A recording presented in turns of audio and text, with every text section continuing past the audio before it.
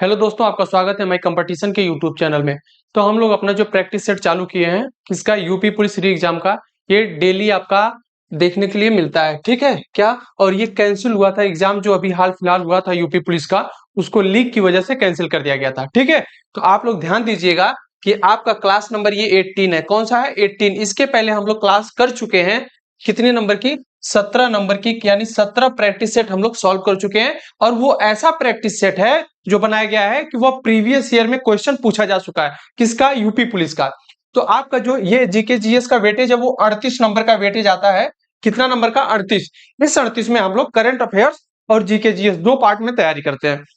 ठीक है, GK GS का लगभग इसमें जो है करंट अफेयर्स 7 से 8 क्वेश्चन देखने के लिए मिलता है, और बाकी जो 30 क्वेश्चन है वह आपका जीके और जीएस होता है। जीके जीएस मतलब क्या होता है सर? देखिए, स्टैटिक जीके हो गया, यूपी स्पेशल जीके हो गया, और यूपी का पॉलिटी हो गया। मतलब यूपी का पॉलिटी नहीं, पॉलिटी जो होता है संविधान, वहां से सवाल पूछेगा, और इतिहास से सवाल पूछेगा, जियोग्राफी से, ईवीएस से एक दो सवाल देखने के लिए आपके एग्जाम में मिलता है। तो ठीक है, तो ये जो सेशन हम लोग स्टार्ट कर रहे हैं प्रैक्टिस सेट नंबर 17 18, तो इसके सेशन को स्टार्ट करने से पहले हम लोग एक बात बता देते हैं आपको कि इस जो सेगमेंट में है आपका 30 क्वेश्चन आप करके आ सकते हैं। और एक चीज याद रखिएगा कि इसमें निगेटिव मार्किंग भी है। क्या है? निगेटिव है। ठीक, ये निगेटिव मार्किंग का आप लोग ध्यान रखिएगा, और अपना जब ये प्रैक्टिस कर रहे हैं उसी हिसाब से अपना प्रैक्टिस करिएगा कि जैसे आप एग्जाम में बैठ के कर रहे हैं। और अंत में आप लोग कमेंट बॉक्स में कमेंट करिएगा कि 20 क्वेश्चन में से आपका कितना सही हुआ और कितना गलत हुआ। उस हिसाब से आप लोग अपना एनालिसिस करके आगे तैयारी को जारी रखिए। ठीक है, तो आइए इस सेशन के पहले क्वेश्चन पे चलते हैं हम लोग। पहला क्वेश्चन क्या कह रहा है, इसको पढ़िएगा।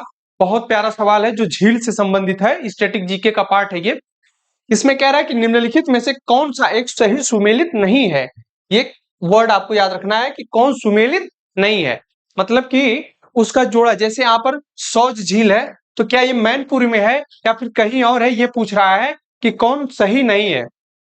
तो देखिए, पहला ऑप्शन है सौज झील, क्या ये मैनपुरी में है या नहीं है? या फिर दूसरा शेखा झील अलीगढ़ में है, बखीर झील संत कबीर नगर में है, या फिर सरसई झील आपको देखने के लिए मिलती है कहां पे? आगरा में। तो बताइए इस क्वेश्चन का ऑप्शन नंबर क्या सही होगा? देखिए, झील से संबंधित आपके क्वेश्चन में जरूर आएगा सवाल। ठीक है, तो इसमें आपको बता दें कि जो पहला ऑप्शन है सौज झील, यह मैनपुरी में देखने के लिए मिलता है। मैनपुरी आपका कहां पर है? आपके उत्तर प्रदेश में है। कहां पे? उत्तर प्रदेश में। ठीक है, तो ये चीज याद रखिएगा। शेखा झील अलीगढ़ में है, ये भी चीज सही है। और बखीरा झील ये संत कबीर नगर में है।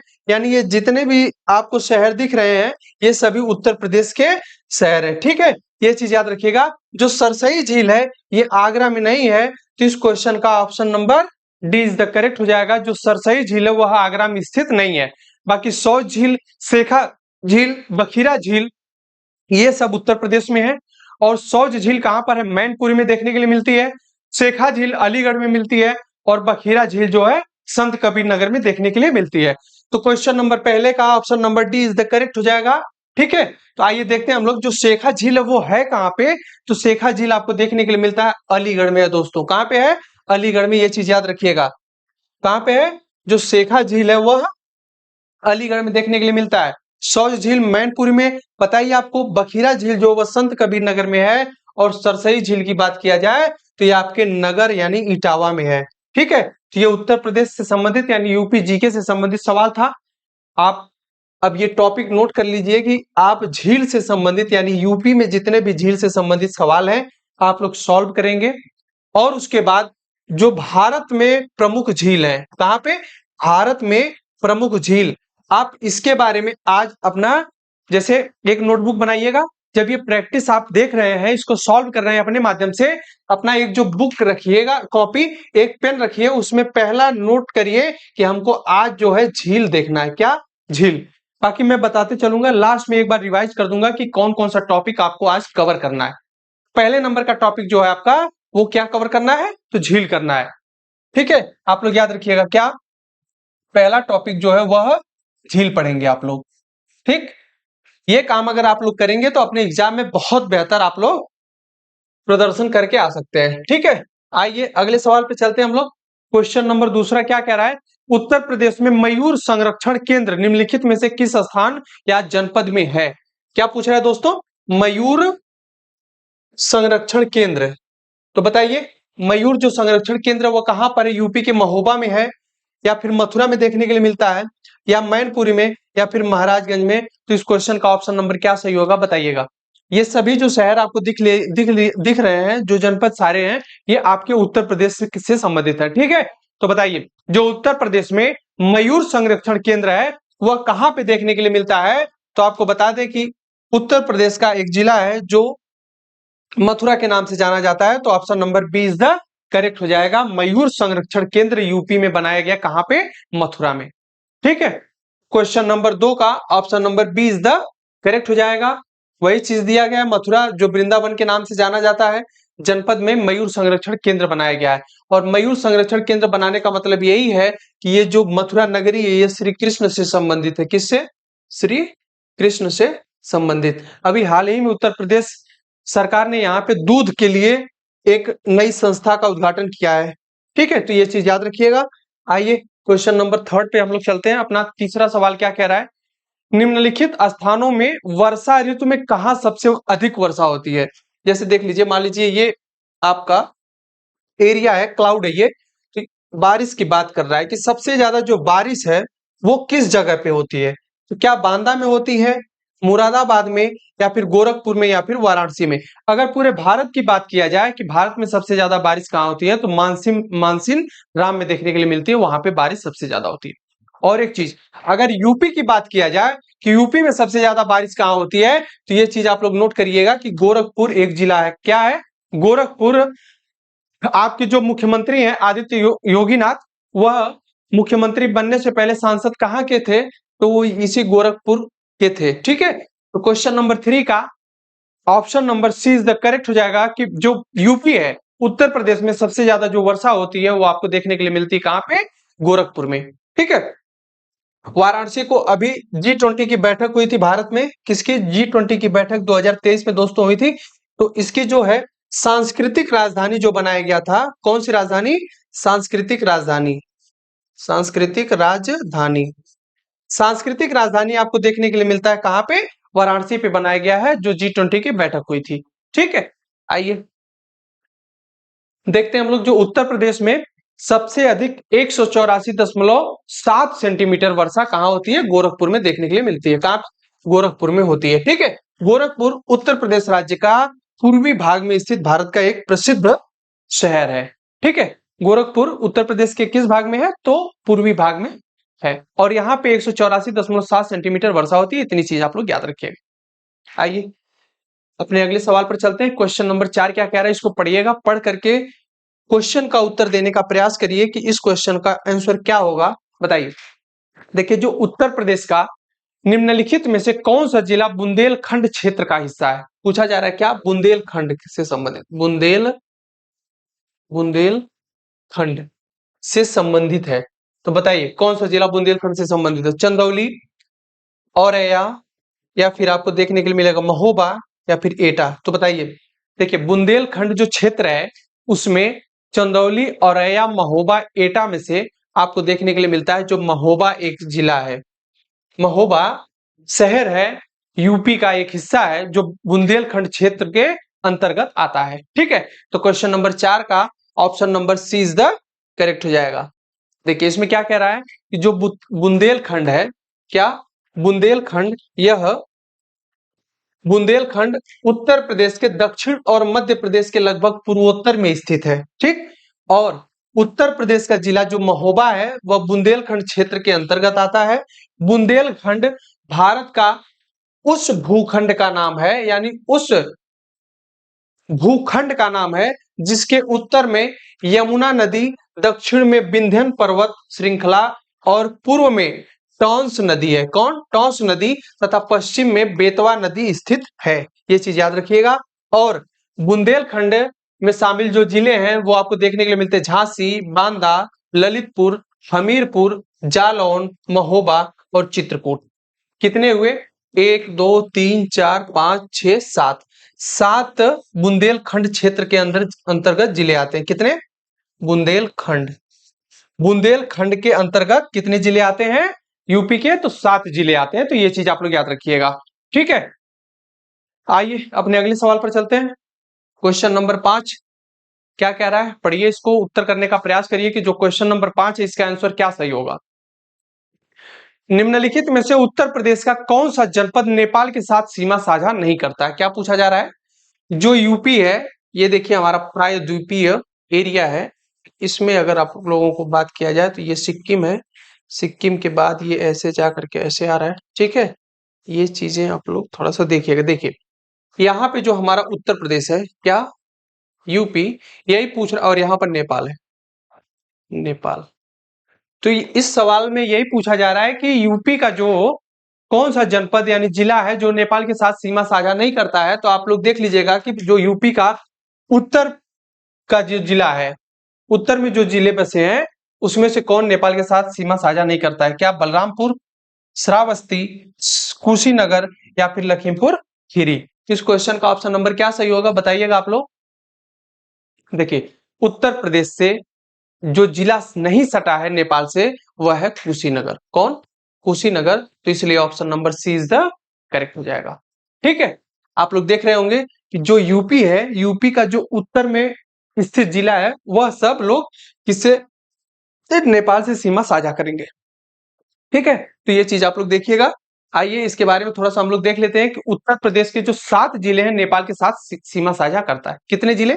7 जिले, ये चीज याद रखिएगा। 7 जिला। और एक चीज 7, अभी देखिए यूपी का 7 जिला साझा करता है सीमा किसके साथ? तो नेपाल के साथ, ठीक दोस्तों। एक पॉइंट याद रखिएगा। और दूसरा पॉइंट इसमें जो मैं साथ लिखा हूं ये क्या है? ये बुंदेलखंड से संबंधित है। क्या? बुंदेलखंड जो क्षेत्र है इसमें कितने यूपी के जिले संबंधित है यानी जनपद संबंधित है? तो ये बताइएगा आप लोग 7, ठीक। तो 7 से 2 फैक्ट्स याद करिएगा। क्या? यूपी के 7 जिले नेपाल से सीमा साझा करते हैं, बुंदेलखंड क्षेत्र में 7 जिले आते हैं, ठीक। अब सुनिए, जो 7 जिला नेपाल के साथ सीमा साझा करते हैं, उत्तर प्रदेश का कुशीनगर जिला नेपाल के साथ सीमा साझा नहीं करता है। जबकि आपको बता दें कि जो बलरामपुर है, क्या? बलरामपुर, श्रावस्ती, लखीमपुर खीरी, बहराइच, पीलीभीत, सिद्धार्थनगर तथा महाराजगंज, ये जो 7 जिले हैं ये नेपाल के साथ सीमा साझा करते हैं, ठीक है। कौन कौन सा जिला एक बार और देख लीजिएगा। बलरामपुर, ये बलरामपुर जो है वह नेपाल से सीमा साझा करता है। और किस प्रदेश का जिला है? तो उत्तर प्रदेश का है। श्रावस्ती नेपाल से सीमा साझा करता है, लखीमपुर खीरी और बहराइच, पीलीभीत, सिद्धार्थनगर और इसके साथ साथ महाराजगंज आपको देखने के लिए मिलता है जो किसके साथ सीमा साझा करता है? नेपाल के साथ सीमा साझा करता है। तो इस क्वेश्चन का आप लोग ऑप्शन देख लिए होंगे, क्या है? कुशीनगर सही हो जाएगा, क्योंकि जो कुशीनगर है वह नेपाल के साथ सीमा साझा नहीं करता है। चलिए क्वेश्चन नंबर 6 देखते हैं हम लोग क्या कह रहा है। पढ़िए, इसका उत्तर देने का प्रयास करिए आप लोग कि इसमें पूछा जा रहा है कि जून 2023 में, ये करंट अफेयर्स आपके लिए इंपॉर्टेंट है। पीछे अभी 7 से 8 महीना पुराना है, इससे ज्यादा नहीं है। कितना? 7 से 8। और ये इंपॉर्टेंट इसलिए है कि 2023 यानी 2024 में अभी भी ये अवार्ड दिया नहीं गया है, इसलिए ये सवाल आपके एग्जाम के लिए इंपॉर्टेंट हो जाता है। क्या पूछा जा रहा है कि जून 2023 में किसे जर्मन बुक ट्रेड के शांति पुरस्कार से सम्मानित किया गया है, उसको चुना गया है। किस पुरस्कार के लिए? जर्मन बुक ट्रेड के लिए। अभी एक पुरस्कार आपको देखिए दिया गया है यहाँ पे फ्रांस के द्वारा। किसके द्वारा? फ्रांस। तो किसे दिया गया है? फ्रांस का सर्वोच्च नागरिक सम्मान। वो कौन है? तो देखिए हम बता देते हैं आपको थोड़ा सा शार्ट में, वो कांग्रेस के नेता है। किसको दिया गया है? तो ये लोग आप बताने का कमेंट बॉक्स में प्रयास करिए, बाकी मैं अभी इस क्वेश्चन के लास्ट में उसका सवाल आंसर बता दूंगा। तो जो जून 2023 इसमें जर्मन बुक जो है ट्रेड का शांति पुरस्कार है, ये किसको दिया गया है? तो क्या मोहम्मद यूनुस को दिया गया है, या सलमान रुश्दी को दिया गया है, तस्लीमा नसरीम को दिया गया है, या फिर इनमें से कोई नहीं? तो देखिए जो जर्मनी का बुक ट्रेड शांति पुरस्कार है ये दिया गया है सलमान रुश्दी को। किसको? सलमान रुश्दी को। तो इसलिए ऑप्शन नंबर 20 द करेक्ट हो जाएगा। अब जर्मन की बात किया जाए तो जर्मनी ये देखने के लिए मिलता है आपका कहां पे? एशिया में, यूरोप में, ठीक है। कहां पे? यूरोप का एक कंट्री है। और जो जर्मनी है इसकी राजधानी आपको देखने के लिए मिलता है बर्लिन में। कहां पे? बर्लिन में, ठीक है। सुभाष चंद्र बोस जो है जर्मन में ही रह करके अपनी फौज जो है खड़ी किए थे। ठीक है, तो ये चीज थोड़ा सा जर्मनी से याद रखिएगा। और जर्मनी का जो बुक ट्रेड शांति पुरस्कार ये सलमान रुश्दी को दिया गया है। इस क्वेश्चन का ऑप्शन नंबर 20 करेक्ट हो जाएगा। ठीक है, देखिए जून 2023 में भारतीय मूल के हैं, ये कहाँ के? भारतीय मूल के। मूल का मतलब ये होता है कि उनका जो उनके माता या पिता में से कोई एक भारतीय है, या फिर उनका जन्म स्थान जो है भारत में ही रहा है, लेकिन फिलहाल वह ब्रिटेन के क्या है? नागरिक हैं। तो भारतीय मूल के प्रसिद्ध ब्रिटिश लेखक हैं, तो भारतीय मूल के, लेकिन वो नागरिकता कहाँ के लिए है? ब्रिटेन के लिए है। ठीक है, तो सलमान रुश्दी को जर्मन बुक ट्रेड के शांति पुरस्कार के साथ सम्मानित किया गया है। और यह पुरस्कार उन्हें कब? 22 अक्टूबर 2023 को, कब दोस्तों? 22 अक्टूबर 2023 को प्रदान किया गया, तथा इस पुरस्कार के तहत इन्हें 25,000 यूरो, क्या 25,000 यूरो प्रदान किया गया। ये जो यूरो है ये करेंसी कहाँ की आपकी देखने के लिए मिलती है? तो आपका ये ब्रिटेन का लेखक है, ये कौन? सलमान रुश्दी साहब। इनको दिया गया है जर्मन बुक ट्रेड का अवार्ड। इसमें इनको 25,000 यूरो प्रदान किया गया है। ठीक है, अब देखिए अभी इसके पहले जर्मनी की बात किया गया था, जर्मनी की, तो जर्मनी की राजधानी आप लोग बताइएगा क्या मैं बताया हूं। उसके पहले आप देखेंगे अभी हाल ही में एक लेडीज है जॉर्जिया मेलोनी, ये कहाँ की प्रधानमंत्री बनी है? तो ये इटली की बनी है। कहाँ की दोस्तों? इटली की।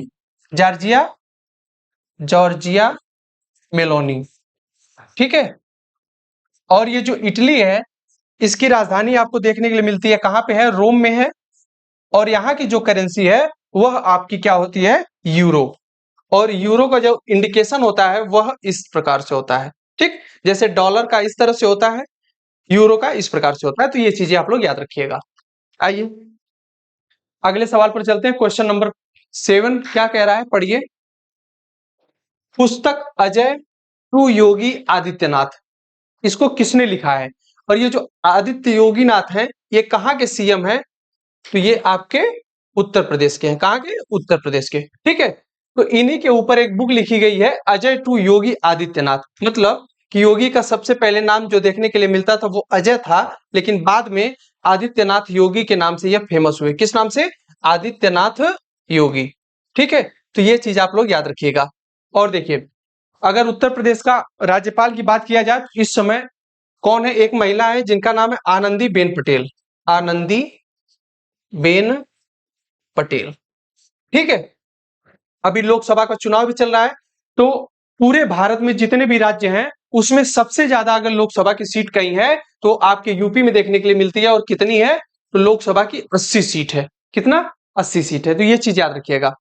अब बताइए इस पुस्तक के लेखक कौन है? क्या प्रकाश सिंह है, या फिर शांतनु गुप्ता है, राकेश रस्तोगी है, या फिर इनमें से कोई नहीं? बताइए।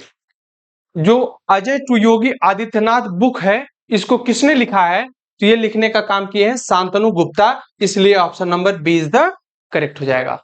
कौन लिखा है? शांतनु गुप्ता। बुक का नाम क्या है? अजय टू योगी आदित्यनाथ। ये आपके एग्जाम के लिए इंपॉर्टेंट हो सकता है सवाल। ठीक है, आइए आगे देखते हैं हम लोग। क्वेश्चन नंबर 8, जून 2023 में किसके द्वारा नॉलेज शेयरिंग प्लेटफॉर्म लॉन्च किया गया है? क्या? Knowledge sharing. नॉलेज शेयरिंग का मतलब होता है, नॉलेज मतलब देखिएगा ज्ञान होता है, ठीक, और शेयरिंग का मतलब उसको बांटना, मतलब ज्ञान को बांटना यानी ज्ञान देना। ये प्लेटफॉर्म किसने लॉन्च किया है? किसके द्वारा? क्या कृषि एवं किसान कल्याण विभाग के द्वारा, या फिर भारतीय राष्ट्रीय राजमार्ग प्राधिकरण के द्वारा, या फिर गृह मंत्रालय के द्वारा, या फिर संस्कृति मंत्रालय के द्वारा? देखिए ये जो आपका नॉलेज शेयरिंग प्लेटफॉर्म है इसका मतलब ये होता है कि जैसे आप रोड पर चल रहे हैं उसके बारे में ज्यादा से ज्यादा लोगों को इसके गाइडलाइन के बारे में पता नहीं होता है।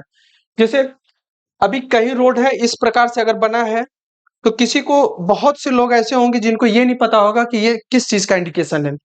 तो इसका मतलब ये होता है कि रास्ता जो है आगे पतला है, या फिर कुछ इस तरह से रहता है तो ये पता लगता है कि आगे जो है पुल है, यानी पुल या नदी का पुल है।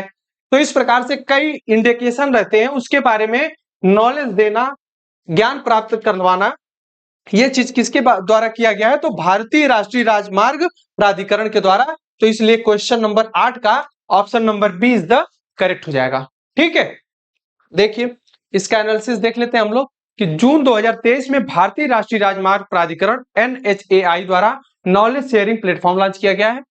यह प्लेटफॉर्म विशेषज्ञों और नागरिकों को श्रेष्ठ व्यवहार को साझा करने के तहत राष्ट्र निर्माण में योगदान हेतु प्रोत्साहित यानी करेगा। ठीक है, तो ये चीज आप लोग देख लीजिएगा। आगे सवाल देखते हैं, क्वेश्चन नंबर 9। निम्नलिखित में से कौन कनिष्क के राजवैद्य थे? किसके? कनिष्क के। ठीक है, तो क्या वसुमित्र थे, नागार्जुन थे, चरक थे या फिर पतंजलि थे? क्वेश्चन नंबर 9 का ऑप्शन नंबर क्या सही होगा बताइएगा। देखिए, जो कनिष्क था इसका जो राज्य का वैद्य होता था, राज्य वैद्य का मतलब इनके राज दरबार में किसी भी बड़े पद पे, शाही पद पर कोई है, अगर उसकी तबीयत खराब हो जाती थी या कोई बीमारी हो जाती थी या फिर कोई समस्या होती थी जो स्वास्थ्य से संबंधित है, उसको देख रेख के लिए कौन होते थे? राज वैद्य। अब ये राज्य वैद्य कौन थे? तो ये चरक थे। चरक जो कि बहुत ही फेमस वैद्य थे स्वास्थ्य के संबंध में। तो ये किसके दरबार में रहते थे? कनिष्क के दरबार में। ठीक है, देखिए चरक कनिष्क के राज्य वैद्य थे। इनके द्वारा रचित चरक संहिता, क्या? चरक संहिता एक प्रसिद्ध आयुर्वेद ग्रंथ है। क्या? आयुर्वेद ग्रंथ है। अगर आपसे पूछे कि चरक संहिता आयुर्वेद ग्रंथ किसने लिखा है, तो आप लोग बताने का काम करिएगा कि वो स्वयं चरक ने ही लिखा है। और चरक किसके दरबारी राजवैद हुआ करते थे? तो एक चीज और याद रखिएगा कि कनिष्क के राज दरबारी होते थे। क्या? राजवैद। और सुनिए, देखिए आचार्य चरक ने आचार्य अग्निवेश के अग्निवेश तंत्र में कुछ स्थान तथा अध्याय जोड़कर उसे नया रूप दिया, जिसे आजकल हम लोग चरक संहिता के नाम से जानते हैं। किससे? चरक संहिता के नाम से जाना जाता है। ठीक है, तो क्वेश्चन नंबर 9 का option number C is the correct हो जाएगा। इस क्वेश्चन से संबंधित इतने एनालिसिस को आप लोग देखें और नोट भी कर लीजिएगा। चीजें आप लोग नोट करिएगा कि जो कनिष्क है अब ये किस वंश से संबंधित है, ये चीज आप लोग नोट करके रिवाइज करने का प्रयास करिएगा। आइए क्वेश्चन नंबर 10 पे चलते हैं हम लोग। क्वेश्चन नंबर 10 क्या कह रहा है? निम्नलिखित में से किस राजवंश के शासनकाल में तैमूर या तामेरलेन ने 1398 ईस्वी में भारत पर आक्रमण किया? तो इस क्वेश्चन का ऑप्शन नंबर क्या सही होगा बताने का प्रयास करिएगा। क्या खिलजी वंश होगा? खिजली लिखा है तो ये खिलजी होगा। ठीक है, तो आप लोग देख लीजिएगा थोड़ा, खिलजी वंश होता है। तुगलक वंश, गुलाम वंश या फिर सैयद वंश? क्वेश्चन नंबर 10 का ऑप्शन नंबर क्या सही होगा बताइएगा। किस राजवंश के शासनकाल में तैमूर या तामेरलेन ने 1398 में भारत पर आक्रमण किया था? कौन था? तैमूर। इसने भारत पर आक्रमण किया था कब? 1398 ईस्वी में। और किस वंश का या किस राजवंश के शासन काल में? उस समय भारत में किसका शासन था? तो याद रखिएगा उस समय भारत में तुगलक वंश का शासन था। किसका? तुगलक वंश का शासन था। तो तुगलक वंश के शासन के समय 1398 ईस्वी में तैमूर ने भारत पर आक्रमण किया था। ठीक है, देखिए तुगलक वंश के अंतिम शासक नासिरुद्दीन मोहम्मद के शासन काल में तैमूर ने 1398 ईस्वी में भारत पर क्या किया था? आक्रमण किया था। ठीक है, तो ये चीज आप लोग याद रखिएगा। क्वेश्चन नंबर 11, वायकोम सत्याग्रह किसकी बात कर रहा है दोस्तों? सत्याग्रह की बात। अब बताइएगा पहला किसका? गांधी जी का, महात्मा गांधी का पहला सत्याग्रह कौन था? तो आप लोग बताइएगा 1917 में चंपारण सत्याग्रह। चंपारण सत्याग्रह। और ये किस लिए था? तो ये नील की खेती के लिए था। नील की खेती कर के लिए था, क्योंकि इसमें 3 कठिया व्यवस्था थी, यानी 3/20 की। उस समय इसको बताया जाता था कि अगर 20 काठा आप बो रहे हैं तो उसमें से 3 काठा जो है आपका कर देना पड़ेगा और खेती करना पड़ेगा। किसके लिए? नील के लिए। और किसान जो है नील की खेती क्यों नहीं करना चाहते थे? क्योंकि नील की खेती करने के बाद जो जमीन जो है वह ऊसर हो जाती थी। ऊसर मतलब फिर उसकी उपज लेवल जो है कम हो जाता था, इसलिए किसान नहीं चाहते थे ज्यादा मात्रा में इसकी खेती करना। लेकिन अंग्रेज क्या है, जबरदस्ती उनको इस खेती करवाने के लिए मजबूर करते थे। इसलिए बिहार के ही राज शुक्ल थे, इन्होंने क्या किया था? महात्मा गांधी को बुला करके लाए, चंपारण में सत्याग्रह करवाया और उसके बाद जो है इस पर प्रतिबंध लगा नील की खेती जो कर के माध्यम से होती थी, इस पर रोक लगी। कब और ये सत्याग्रह कब हुआ? चंपारण का सत्याग्रह 1917 में।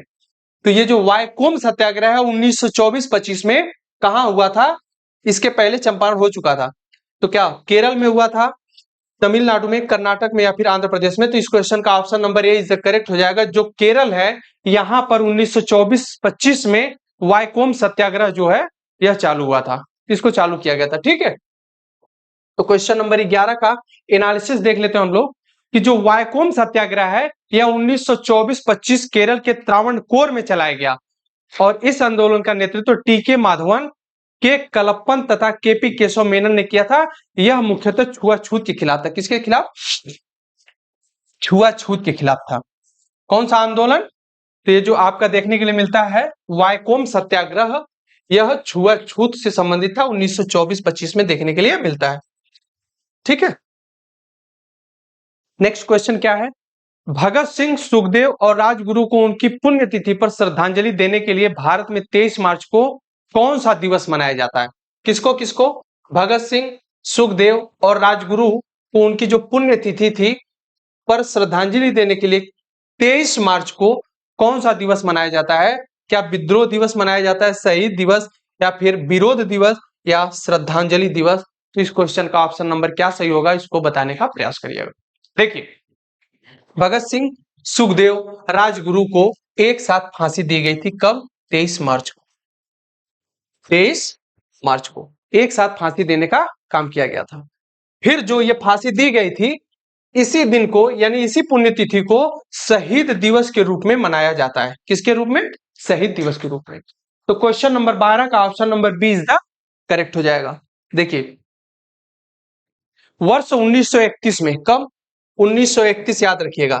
और इसी 1931 में महात्मा गांधी का किसके साथ समझौता हुआ था, ये लोग आप बताने का प्रयास करिएगा।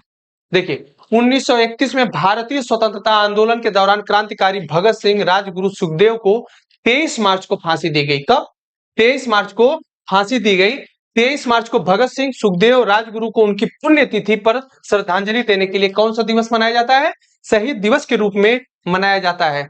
तथा अगर देखा जाए तो भगत सिंह, सुखदेव और राजगुरु को लाहौर षड्यंत्र के आरोप में फांसी दी गई थी। किस षड्यंत्र के रूप में?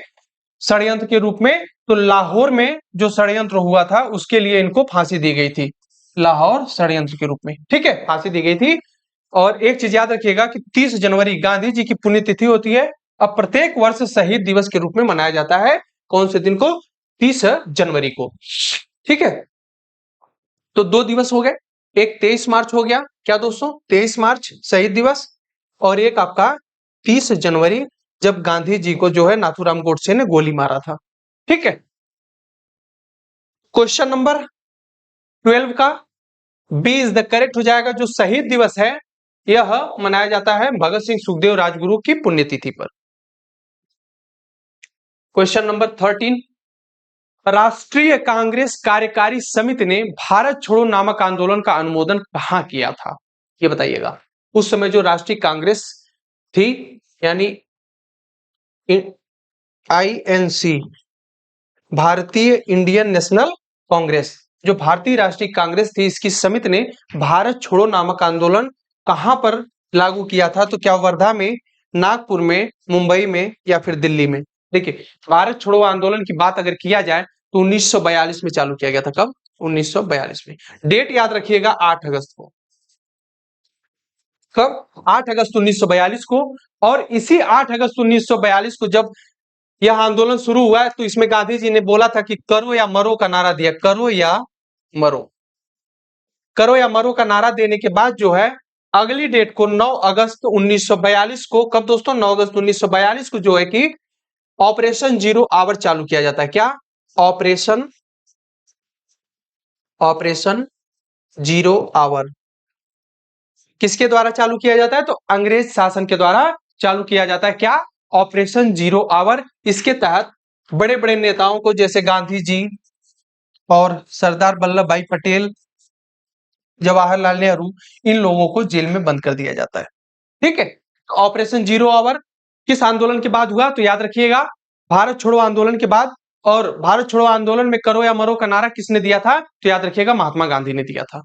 तो इस क्वेश्चन का ऑप्शन नंबर आपका सही हो जाएगा मुंबई, क्योंकि जो मुंबई है यहीं पर भारत छोड़ो नामक आंदोलन का शुरुआत यानी उसको अनुमोदन किया गया था। कहां पे? मुंबई में। तो option number C is the correct हो जाएगा। देखिए, गांधी जी ने कब 14 जुलाई 1942 को दोस्तों कांग्रेस के वर्धा अधिवेशन में, कहां पे?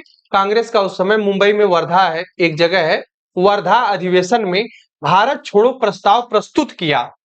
भारत छोड़ो प्रस्ताव प्रस्तुत किया।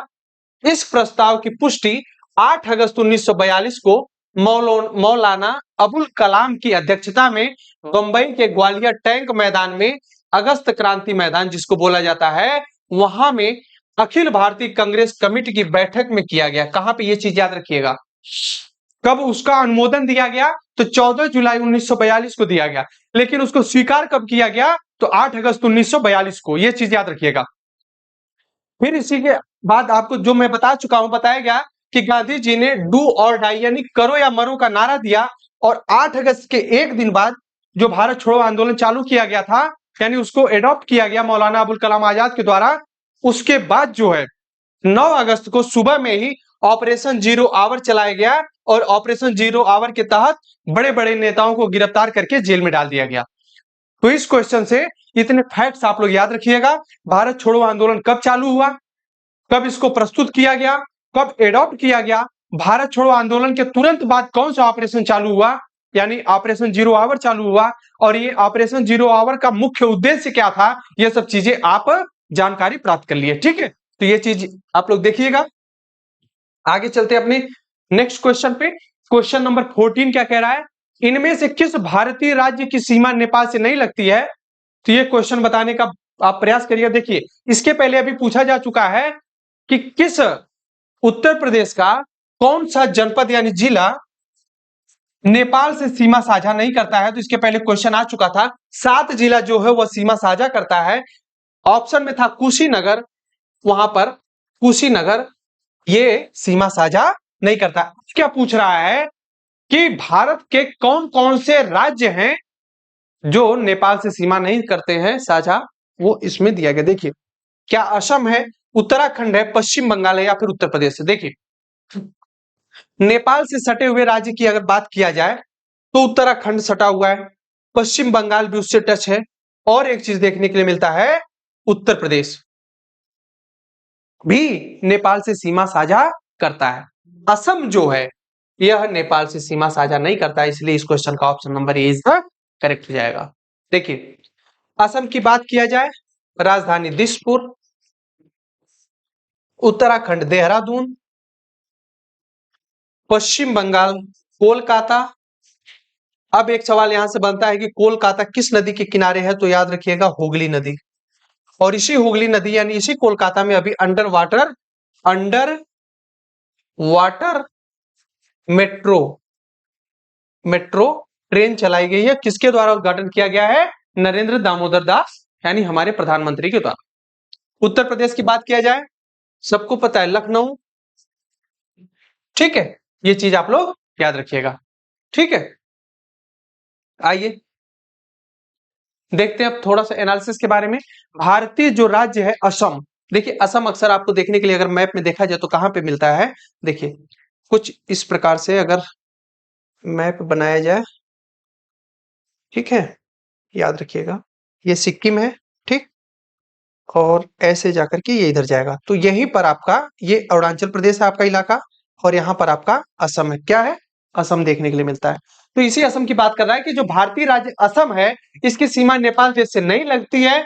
नेपाल देश की सीमा को स्पर्श करने वाले भारतीय राज्य जो है वो आपको देखने के लिए कौन कौन से मिलते हैं? तो देख लीजिएगा, सबसे पहले उत्तराखंड जो नेपाल से सीमा साझा करता है, उत्तर प्रदेश, बिहार, पश्चिम बंगाल, सिक्किम, ये जो राज्य हैं भारत के यह सीमा साझा करते हैं किससे? नेपाल से। तो देखिए, सबसे पहले नंबर पर उत्तराखंड, फिर उत्तर प्रदेश, बिहार, पश्चिम बंगाल और सिक्किम, यानी 5 ऐसे राज्य हैं भारत के जो सीमा साझा करते हैं किससे? नेपाल से। और अगर उत्तर प्रदेश का राज्य पूछा जाए, उत्तर प्रदेश का जिला जनपद पूछा जाए कि नेपाल से कितने सीमा साझा करता है कितना जिला, तो 7 जिला। कितने, 7 जिले। और बुंदेलखंड क्षेत्र में कितने जनपद आते हैं यूपी के, तो ये भी याद रखिएगा 7। ठीक है, जो भारत नेपाल के साथ 1751 किलोमीटर लंबी सीमा साझा करता है। ठीक है, अगले सवाल पे चलते हैं अपने। क्वेश्चन नंबर 15 क्या कह रहा है कि भारत के किस राज्य का सबसे लंबी समुद्री किनारा है। ये चीज याद रखिएगा आप लोग, सबसे सही तरीके से मैं बता देता हूं, बहुत आसान तरीके से देखिएगा। ये हमारा प्रायद्वीपीय भारत है। क्या है, प्रायद्वीपीय भारत है। इसके बारे में आप लोग देखिएगा, आपका जो यहां पर एक इलाका पड़ता है, यह यहां पे गुजरात है। ठीक, फिर ऊपर राजस्थान है, उसके नीचे आपको महाराष्ट्र देखने के लिए मिलता है। क्या, महाराष्ट्र। फिर यहीं पर आपको देखने के लिए मिलेगा गोवा। क्या, गोवा। यहां पर हुआ महाराष्ट्र, ये हुआ गुजरात। देखिए, इसके बाद कर्नाटक, इसके बाद केरल, यहीं पर आपको देखने के लिए मिलेगा तमिलनाडु, तमिलनाडु। इसके ऊपर आप देखेंगे तो आंध्र प्रदेश, आंध्र प्रदेश के ऊपर अगर जाएंगे तो आपको मिलेगा उड़ीसा, इसके ऊपर पश्चिम बंगाल यानी वेस्ट बंगाल। ये हमारे क्या है, समुद्र तटीय राज्य हैं। चीज याद रखिए लीजिएगा, कितने राज्य हैं देखिएगा, 1 2 3 4 5 6 7 8 9, 9 ऐसे राज्य हैं जो समुद्र से सीमा साझा करते हैं, जिसको तटीय राज्य बोला जाता है। कौन कौन सा है, गुजरात, महाराष्ट्र, गोवा, कर्नाटक, केरल, तमिलनाडु, आंध्र प्रदेश, उड़ीसा, पश्चिम बंगाल। ठीक, तो देखिए, इसी में पूछा जा रहा है कि कौन सा ऐसा राज्य है जिसकी सीमा समुद्र से सबसे ज्यादा लगती है।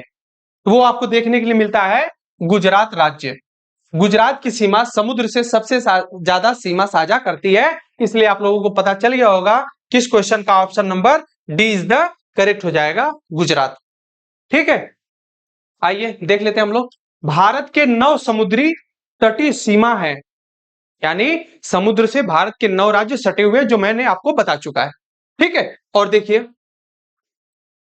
इन राज्यों का समुद्री तट सीमा के आधार पर अगर देखा जाए तो गुजरात जो है 1214 किलोमीटर सीमा साझा करता है, सबसे ज्यादा गुजरात।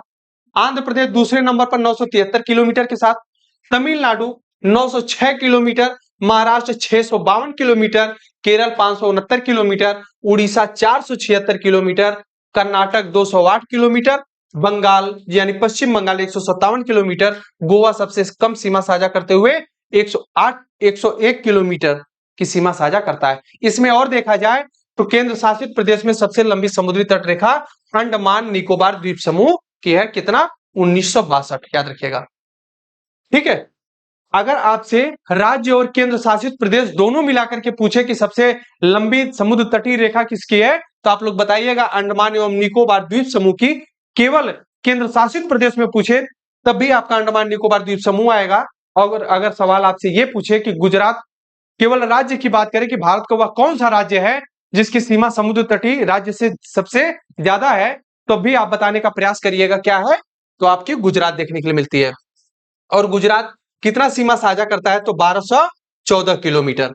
अंडमान निकोबार कितना करता है, 1962 किलोमीटर। ये चीज याद रखिएगा। और दूसरा सबसे ज्यादा लंबी दूरी तय करने वाला जो राज्य है समुद्र तटीय का, वो आपको देखने के लिए मिलता है आंध्र प्रदेश 973 किलोमीटर। ठीक है, तो इस क्वेश्चन का ऑप्शन नंबर क्या सही हो जाएगा, डी इज द करेक्ट हो जाएगा, गुजरात। आइए अपने अगले सवाल पर चलते हैं। क्वेश्चन नंबर 16 क्या कह रहा है, पढ़िए और इस सवाल को पढ़ करके उत्तर करने का प्रयास करिए। देखिए, हर क्वेश्चन का एनालिसिस मैं कराता जा रहा हूं और हर क्वेश्चन के माध्यम से आपको कम से कम 2 से 3 टॉपिक का पता चल रहा है। ये सारे क्वेश्चन जो करवाए जा रहे हैं, ये सब प्रीवियस ईयर के क्वेश्चन है दोस्तों। और आपका कर्तव्य बनता है, आपका भी दायित्व बनता है कि जो भी टॉपिक आपके दिमाग में क्लिक कर रही है क्वेश्चन पढ़ने के बाद, उस टॉपिक को आप एनसीईआरटी या फिर अपने नोट्स के माध्यम से या फिर किसी भी बुक के माध्यम से आप उसको रिवाइज करने का प्रयास करिए। क्योंकि आपके पास पूरी किताब पढ़ने के लिए उतना समय या उतना वक्त नहीं बचा हुआ है। आपका एग्जाम 2 से 3 महीने के अंदर कंडक्ट करवा लिया जाएगा, इसलिए आप ज्यादा से ज्यादा प्रैक्टिस सेट के माध्यम से रिवीजन करने का प्रयास करिए।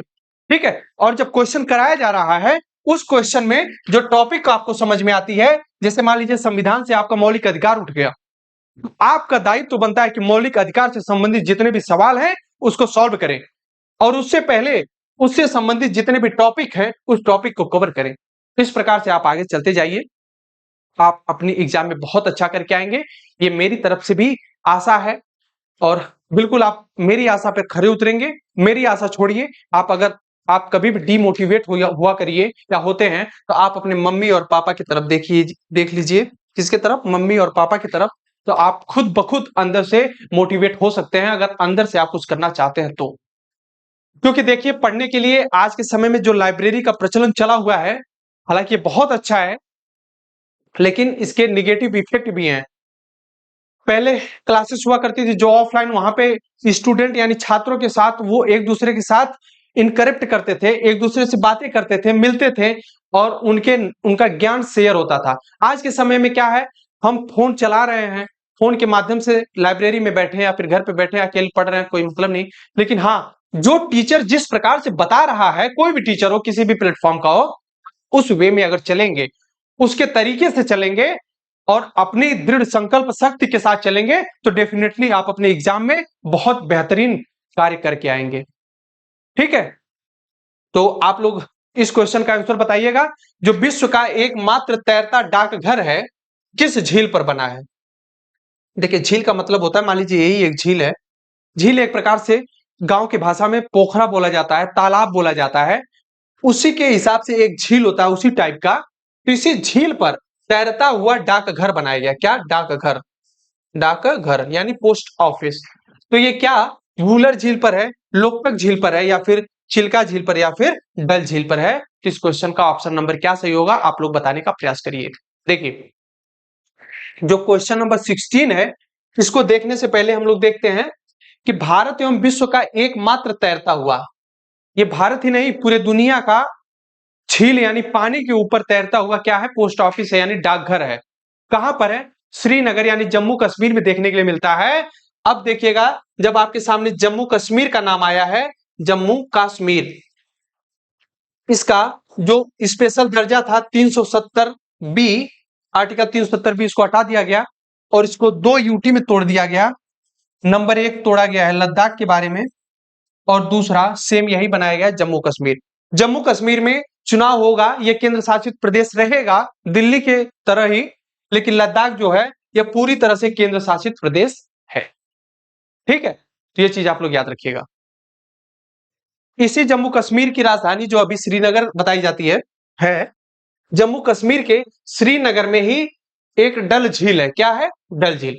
क्वेश्चन आपसे एग्जाम में बन सकता है कि डल झील किस राज्य में है या फिर किस केंद्र शासित प्रदेश में है, तो आप बताने का काम करिएगा जम्मू कश्मीर के श्रीनगर में है।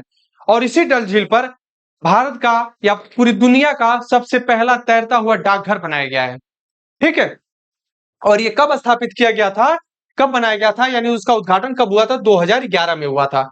2011 में सरकार किसकी थी? तो आप लोग जानते हैं कि किसकी थी? कांग्रेस की सरकार थी। अभी आपका लोकसभा चुनाव भी चल रहा है, 19 अप्रैल से चुनाव चालू है। इसका रिजल्ट आपको देखने के लिए मिलेगा कब? 4 जून को। और इसी 4 जून के रिजल्ट आने के बाद जो है आपके एग्जाम की होने की पूरी 100% संभावना है। आइए अपने अगले सवाल पर चलते हैं। क्वेश्चन नंबर 17 क्या कह रहा है? बहुत प्यारा सवाल है। दक्षिण पश्चिम मानसून। देखिए, दक्षिण पश्चिम मानसून का मतलब ये हुआ, ये हमारा दक्षिणी इलाका है और ये वेस्ट का इलाका है, और यहां पर हमारा अरब सागर। क्या है? अरब सागर।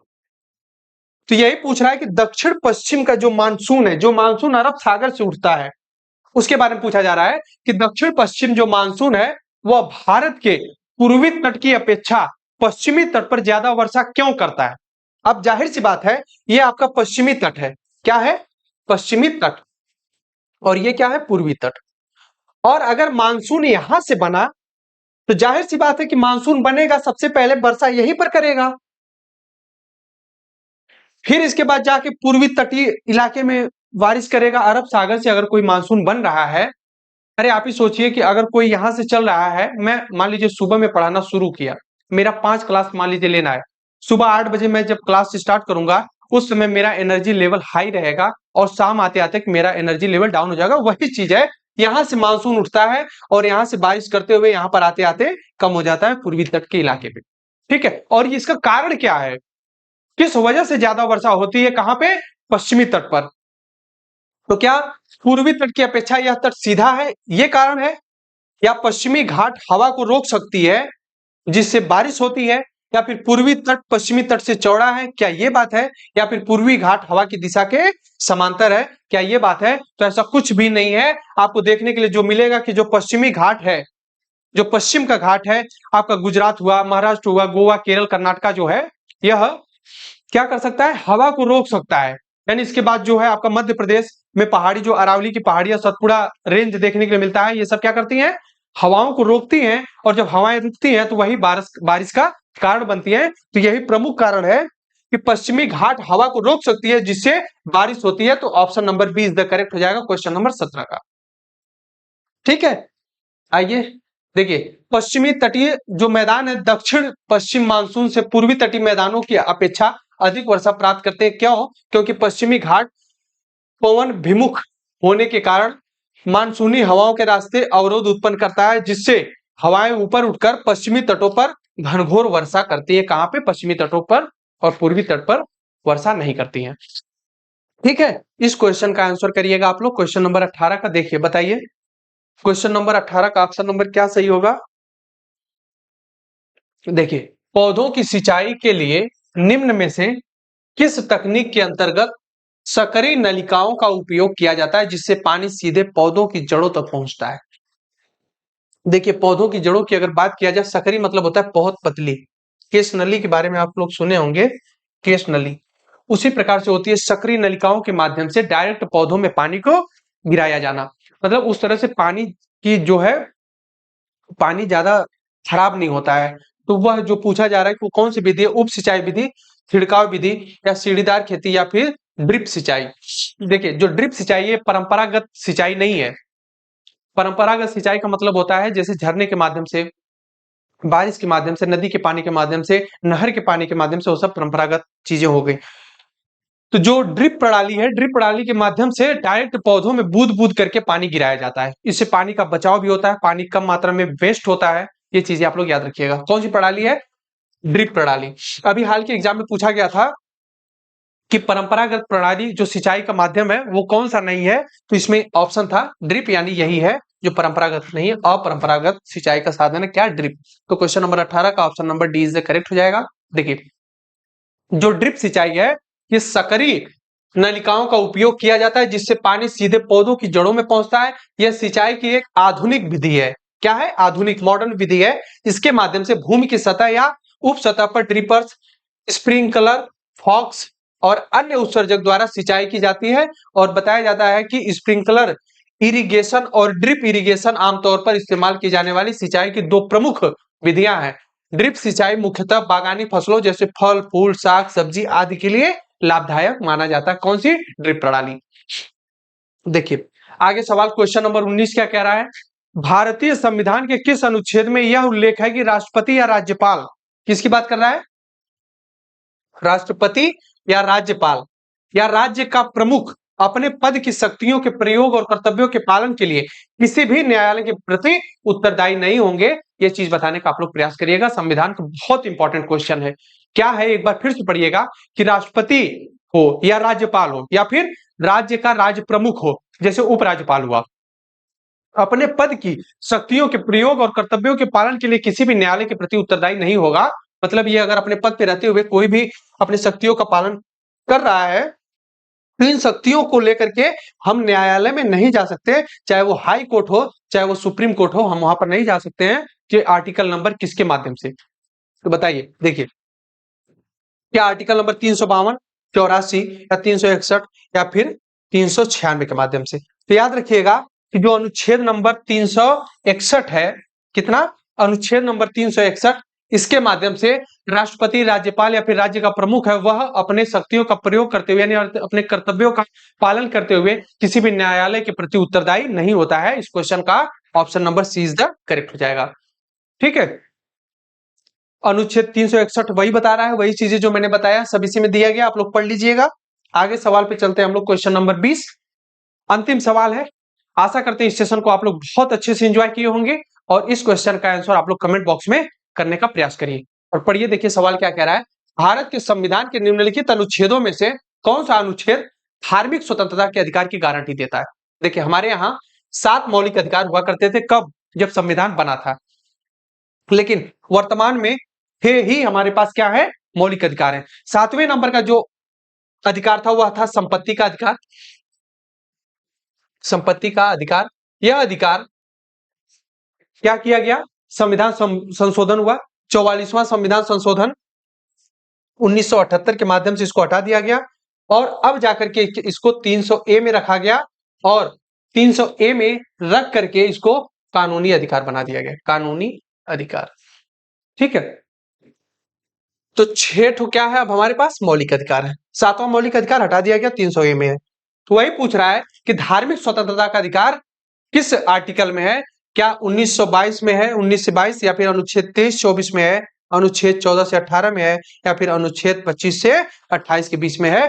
तो क्वेश्चन नंबर 20 का ऑप्शन नंबर क्या सही होगा? तो देखिए, जो आपका अनुच्छेद 25 से 28 है, यह देखने के लिए क्या मिलता है? धार्मिक स्वतंत्रता के लिए मिलता है, ठीक है। तो ये रहा हमारा आज का अंतिम सवाल। देखते रहिए माई कंपटीशन के यूट्यूब चैनल को। मिलते हैं नेक्स्ट वीडियो में, तब तक के लिए जय हिंद।